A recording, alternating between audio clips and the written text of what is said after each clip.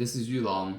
For those who don't know, I've ruptured my Achilles tendon January this year, and since then I've been making a bunch of videos to track my progress, pretty much one per month. If you're interested in my previous videos, check out my channel. In this video, I'm gonna cover all the progress and things I did for the month 9 after my surgery. The time went fast. It's already October this year. It's just, when I look back this year, it just went so fast. I was like focused on recovery and, of course, I'm still trying to get on with the normal life. So I'll start with some basic updates and then talk about what I learned for the past month and then exercise I'm doing. I think I spent quite some time talking about exercises, including the AlterG that I tried. AlterG, I think that's pretty great. We start off with some basic updates. I can show you my calf size and my tendon size. Honestly, I try to compare this with my previous month. I don't see much change. I think this is probably a bad angle. I will figure out maybe a better angle because I actually do see my calf is getting bigger. It's gaining some muscle, but it's just very hard to tell in this angle. My tendon size, I think incrementally, it's also like it's less visible. I'm sure it's being thinner, but it just couldn't tell. The next is the calf strength. I'm gonna show you how I do the calf raise exercise. Now I primarily do the two. First is 2 up and 1 down, the eccentric exercise. The second is the single leg calf raise.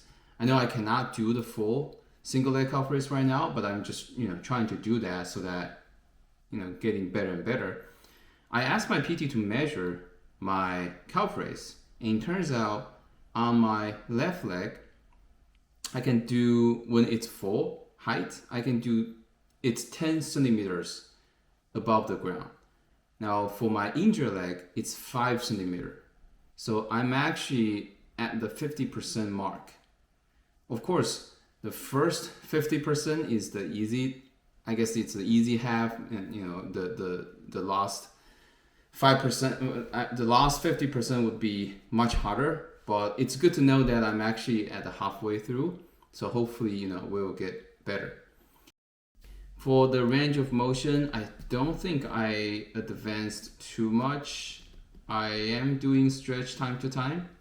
I also asked my PT to measure my range of motion. I'm about 6.5 centimeter on the injured leg, while on the good leg, I get 14 centimeters. So it's like almost half of the range of my good leg. So those are the basic updates. In terms of what I did for the past month and what I learned. For the past month, one thing I start doing is trying to increase my exercise a month. I try to do at least 1 hour each day, basically. Exercise more makes me feel better, and also I hope it helped me recover faster. Usually now my routine would be, for each day, I'm gonna do one of the 3 categories. First would be just a set of rehab exercises that focus on my lower body and the calf. I'm gonna show you all the exercise I do later, but it's about like 40 to 50 minutes, pretty intense strength exercises, at least to me. The second category would be just weightlifting. It's like the regular gym workout, deadlift, squat, push-ups, pull-ups. The third category is cardio. I've been trying AlterG, so either it's running, excuse me, or I still do biking or rowing. I find rowing particularly helpful. I'll talk about each exercise more in the next section. But in generally, these are the 3 big categories of exercise I will be doing throughout the week. Besides these, every day I'm still doing calf raises, both the 2 up and 1 down and single leg calf raise. I honestly don't know how intense or what exactly the rehab exercise is for others. I've been watching videos of others who suffer the same injury and trying to get recovery. I think I've seen one who actually talk about their exercises in a very detailed fashion, and that's really helpful. But then all the other videos, I actually don't know how the rehab looks to everyone. A lot of people talk about rehab being so critical, but now I realize the intensity, the frequency, and how you actually do the rehab would be very, like, that will be actually very different, even if everybody is going through the rehab exercise. So yeah, if you're interested, definitely leave the comments down below about how your rehab exercises are. I'm just kind of curious. So with all these exercises, I'm tired pretty much every day. But again, I feel like, I feel good, and I feel like my body also needs it.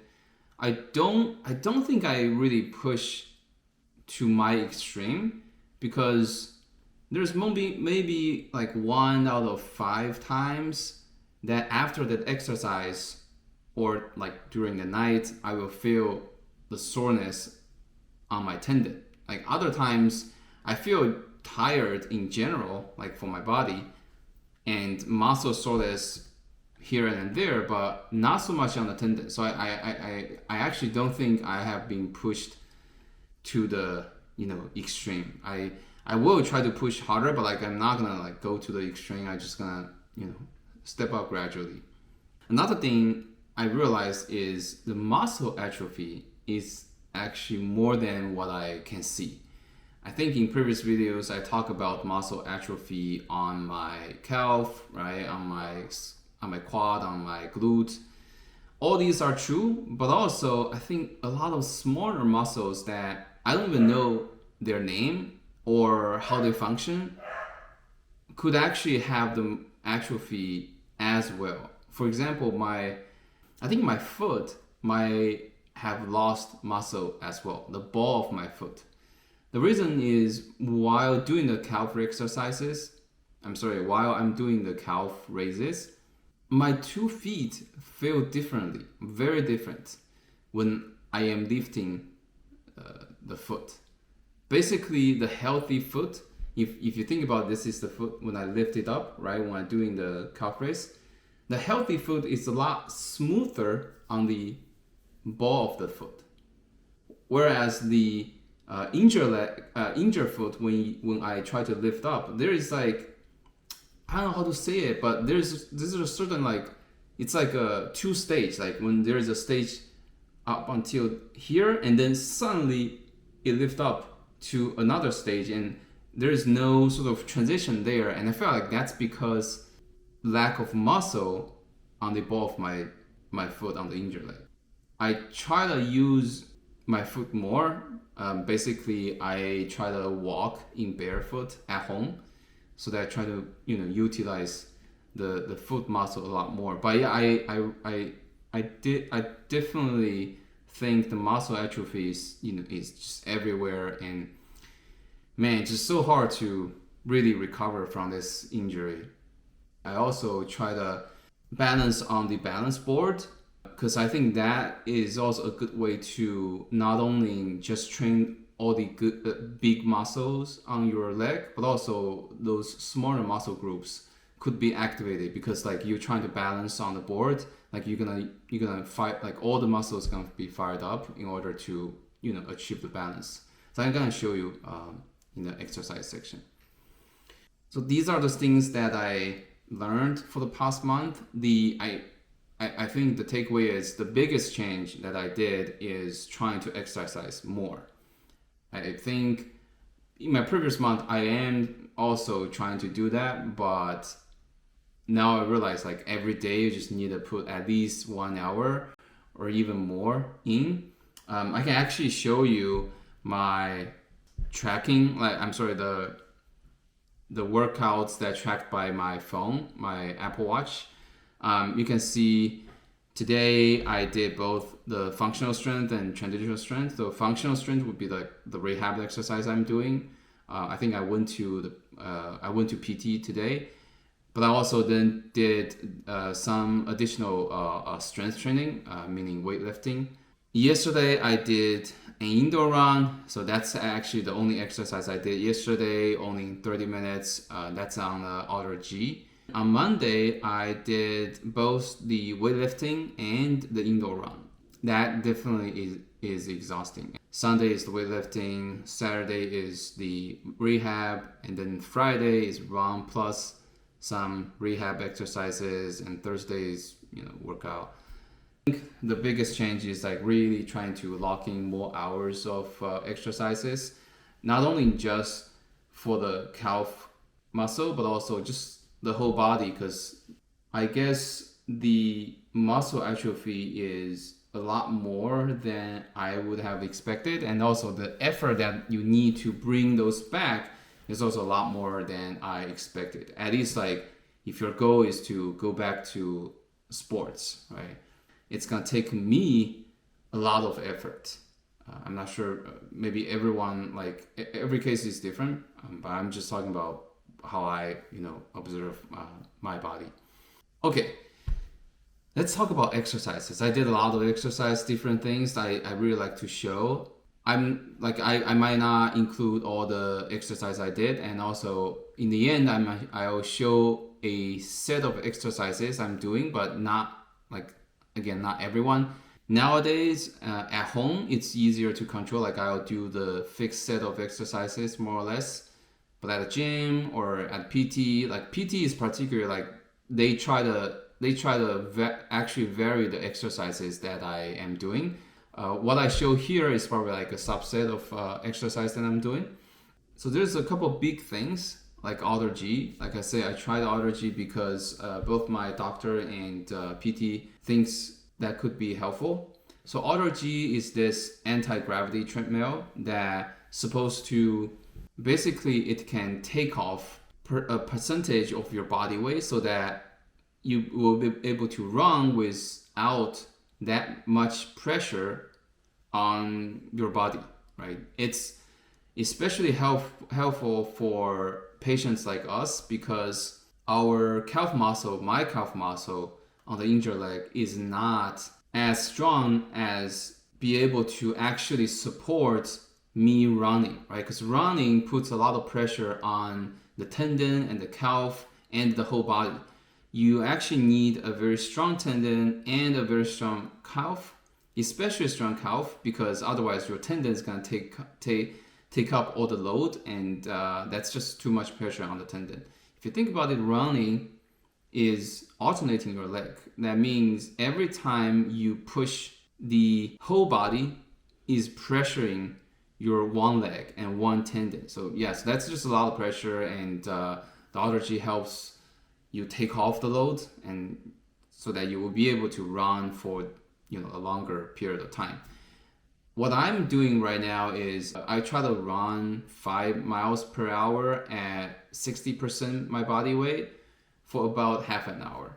It's very helpful for me to build up the endurance. Like it's not so much about the strength of the calf, but it's more about the endurance.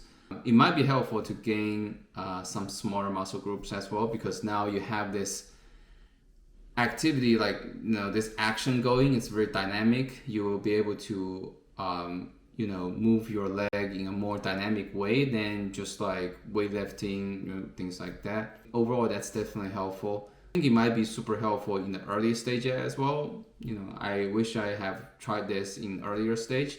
But if you are just recovered from like 3 month, 4 month out of the injury, you might try to ask if your PT or your doctor is okay with you trying the AlterG, because I think that's definitely something very beneficial for patients like us.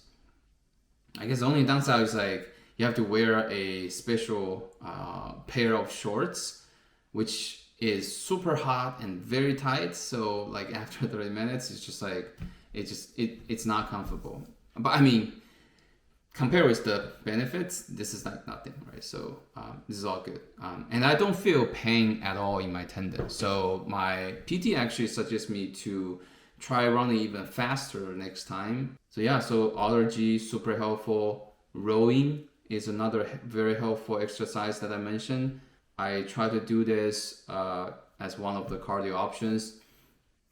The reason is when you row, you have to sort of crunch your leg. And that position looks very similar to how I stretch on the chair, right? So I think the action is help stretch my tendon as well as activating the calf muscle, because I have to push, right? I have to push off of the paddle, because in the rowing, right, like there's sort of two stages. In the first stage, you mostly use your leg, like you're trying to push off, and then in the second stage, that's where your row comes in. The first stage was really firing up my calf muscle. I think that's actually pretty good. So I have been doing that as well. And also bikes, like in terms of cardio, I'm doing biking as well. And one thing before I walk through all the other rehab exercises, I want to show you this balance board that I'm trying in the past month. As you can see, all I do is just trying to stand on it and trying to balance it and in squat fashion. But this particular board is super hard.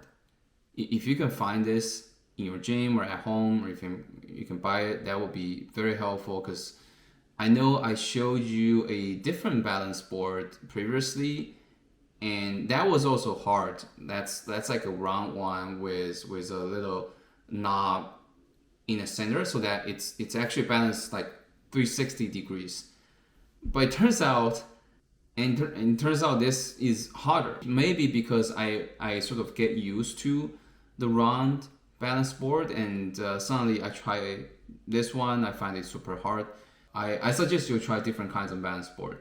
This not only help you develop the stability of your lower body, but also it activates smaller muscle groups across your leg. A lot of exercises are targeting like the big muscle groups, or you probably also have the atrophy in your smaller muscle groups. So this is very helpful in that regard. So next, I'm just going to show you a bunch of exercises I'm doing, not in a particular order. So this one, we already talked about it last time, was lunge with a calf raise in the end.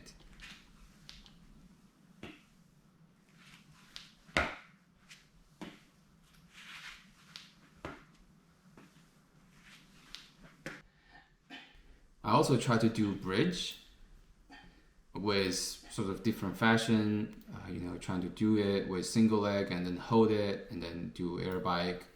This is super hard as well. This is training your core.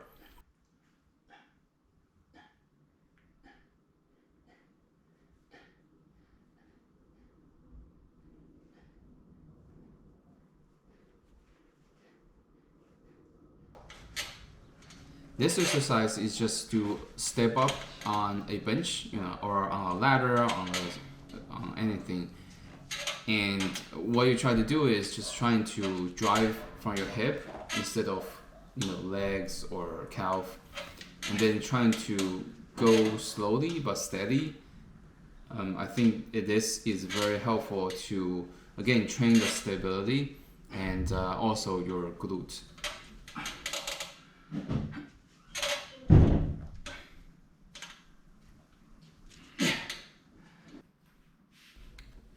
This is the side plank. This is again the core muscle. That's another very hard exercise to me.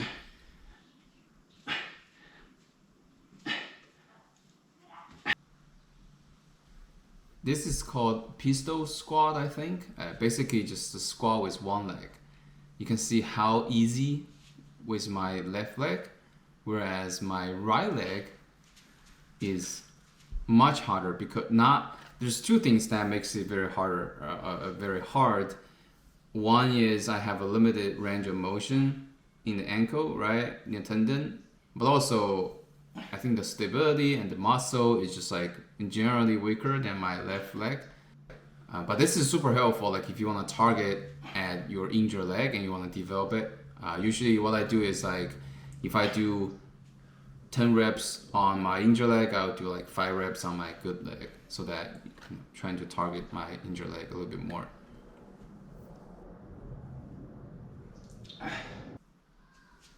I showed this before as well. If you have a balls to ball or a balance board, that works as well.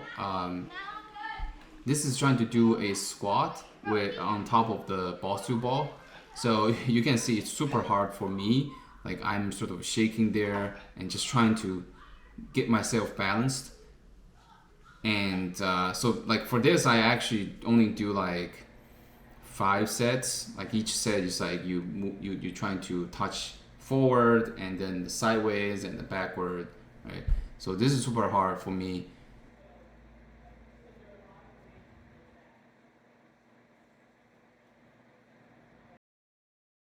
I also did jump. My PT told me it's okay to jump a little bit, so that's what I did. I try to hold on with the rope so that it keep a balance and also take some of the load off. I did both the 2 legs and single leg. And when I jump, what I try to do is I try to drive from my hip, but then push off with my leg. I try to really just push off and feel my calf muscle is working, because I think that's the whole point.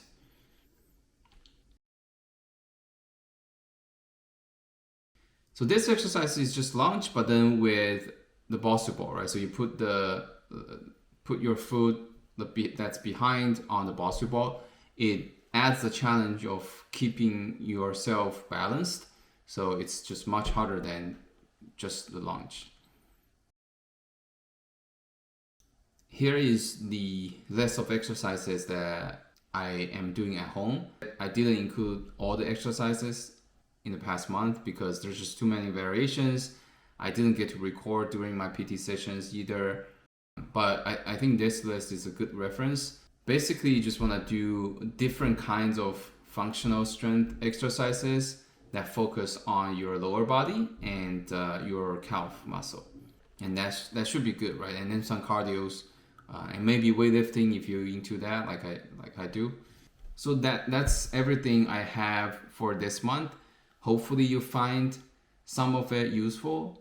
But yeah, if you have any questions, feel free to leave in the comments. And like I said, I'm super interested in how others do their rehab exercises. So if you feel like yours is totally different than mine, please leave down in the comments as well. We can discuss. And other than that, that will be end of the video. And thanks for watching. I will see you in the next month.